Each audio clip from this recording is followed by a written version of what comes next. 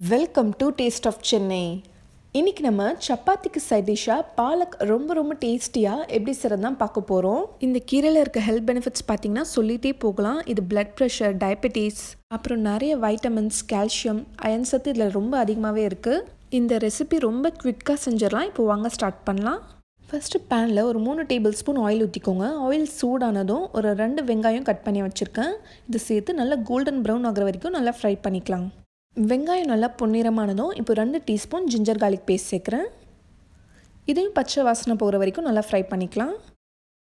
ஒரே ஒரு சின்ன சைஸ் உருளைக்கிழங்கு இந்த மாதிரி சின்ன பீசஸாக கட் பண்ணி சேர்த்துக்கோங்க.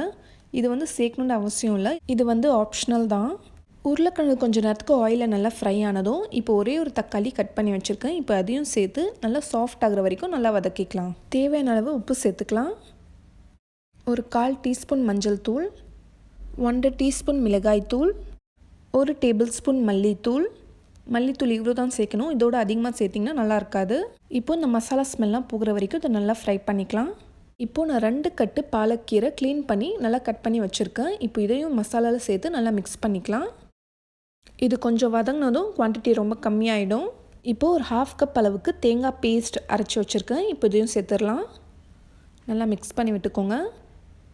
இந்த தேங்காய் சேர்க்குறதால ரொம்ப டேஸ்ட்டாக இருக்கும். சப்பாத்திக்கு சாப்பிட்றதுக்கு ரொம்ப நல்லாயிருக்கும். தேங்காய் ரொம்ப நிறைய சேர்த்தாலும் நல்லா இருக்காது. ஸோ கொஞ்சமாக அரைச்சி சேர்த்துக்கோங்க.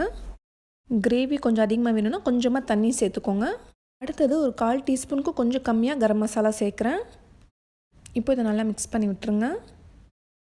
ஒரு 10 நிமிஷம் வேகட்டும், அதுக்கப்புறம் நம்ம பார்க்கலாம். இப்போது 10 நிமிஷத்துக்கு அப்புறம் உருளைக்கிழங்குலாம் வெந்துருச்சான்னு செக் பண்ணிடுங்க. அவ்வளோதான். இப்போ நம்ம சூப்பரான பாலக் கிரேவி ரெடி ஆகிடுச்சு.